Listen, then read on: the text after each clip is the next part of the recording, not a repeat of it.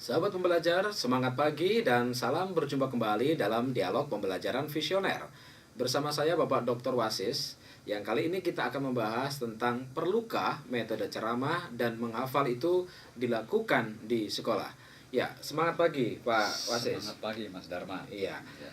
kalau kita mendengar dan juga membaca banyak tulisan artikel ilmiah, bahkan juga statement-statement yang selalu dilontarkan oleh para pejabat negara di dunia pendidikan, senantiasa mengatakan bahwa guru-guru sekarang tidak berhasil karena ngajarnya masih menggunakan metode ceramah dan menyuruh muridnya menghafal.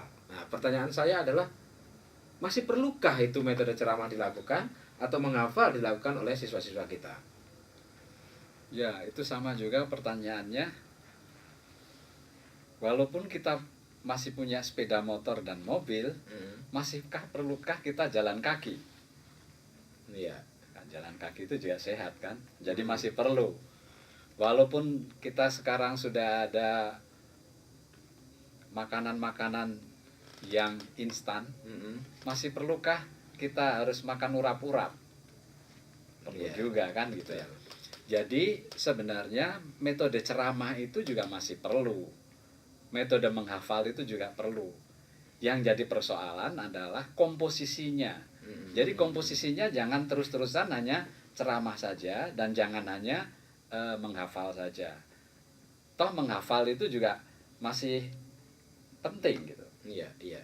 Nah, kalau kita lihat satu konsepsi di dalam kurikulum kita kan harus berpatokan di I2M3. Pembelajaran harus inovatif, interaktif, menyenangkan. Nah, kalau kita menggunakan metode ceramah, Ya. dengan cara seperti apa supaya unsur-unsur E2M3 itu tadi bisa masuk di dalamnya, Pak? Apakah ceramah itu tidak bisa menyenangkan? Contohnya, sekarang stand up comedy itu. Iya, Sendirian ngomong, toh bisa kita tertawa dan menyenangkan. menyenangkan. Iya, iya. Walaupun metode ceramah itu dibabat habis-habisan sebagai metode yang tidak efektif, ternyata di masjid, di gereja itu belum mengubah kan, Iya, bahwa metodenya. Coba kalau diskusi gitu ya.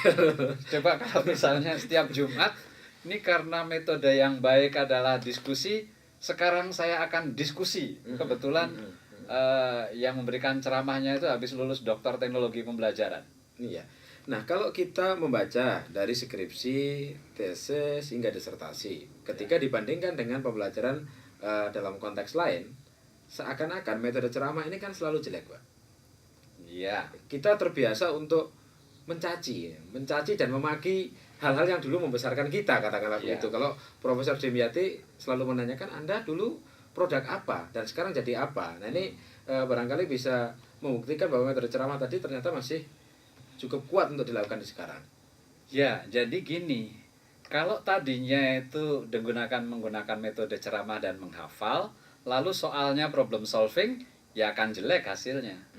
Begitu juga, begitu tadinya banyak problem solving, tapi begitu di persoalan yang dihadapkan itu adalah harus menghafal semuanya, ya mungkin bisa jadi jelek gitu. Iya.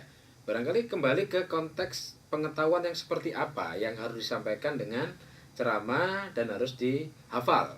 Ya. Kalau kita mengenalkan ada fakta, konsep, prinsip dan segala macam ini, betul. barangkali guru-guru kita belum paham tentang struktur pengetahuan itu seperti apa yang harus disampaikan ceramah, yang harus diskusi. Sehingga tadi Bapak tidak mengatakan babat rata semuanya harus model diskusi seperti itu. Ya, misalnya kalau kita menggunakan acuannya taksonomi Bloom.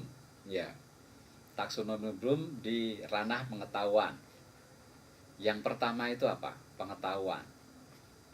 Maka kalau pengetahuan itu definisi bisa dihafal, definisi. Ya, betul. Tetapi setelah itu harus ada pemahaman. Nah, dengan pemahaman itu supaya dia memahami konsep tentang definisi itu.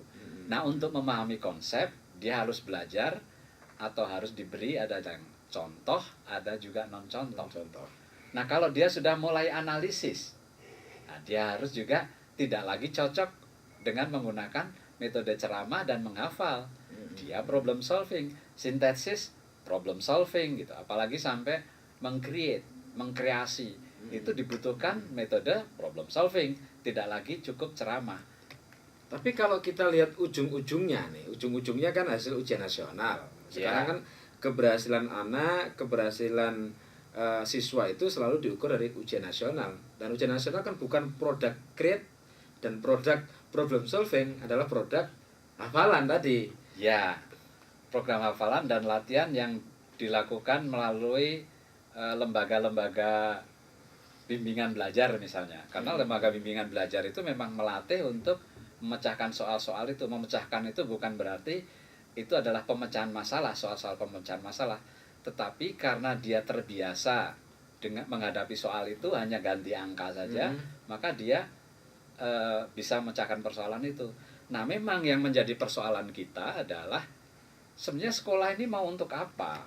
Kalau sekolah itu adalah menghasilkan hanya nilai ujian nasional, maka memang dengan ujian nasional saja.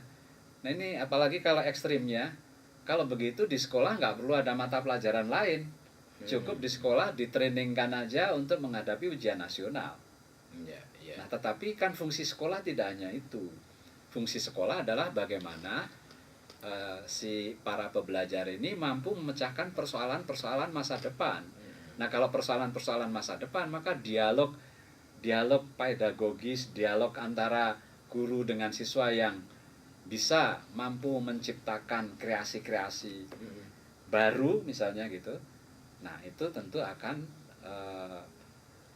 membuat si para pembelajar menjadi lebih kreatif gitu. Kita kembali ke metode ceramah. Nah, selalu dikumandangkan bahwa metode ceramah adalah kurang bagus, tetapi alat yang digunakan untuk hasilnya, menguji titik hasilnya adalah harus digunakan dengan metode ceramah. Ini kan sesuatu yang kadang-kadang tidak matching, Pak. Artinya terapi apa yang diberikan dengan hasil ukur seperti apa yang dihasilkan ternyata tidak sesuai. Nah, ini kita sebagai insan pembelajaran harus berangkat dari mana untuk membenahi sistem ini yang pemahamannya kalau dalam tanda kutip keliru begitu. Ya, metode ceramah yang dilakukan itu karena ceramahnya adalah si guru membaca atau siswa harus membaca konten itu di depan siswa.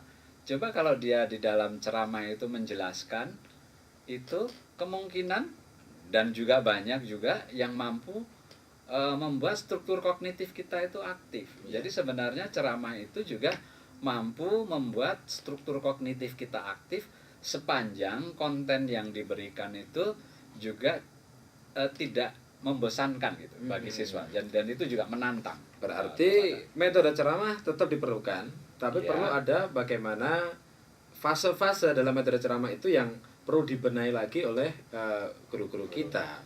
Sehingga jangan-jangan ceramahnya juga tidak punya sintak dan tidak punya langkah-langkah yang tepat untuk mengajarkan ilmu itu kepada siswanya. Ya, saya kira itu. Ya.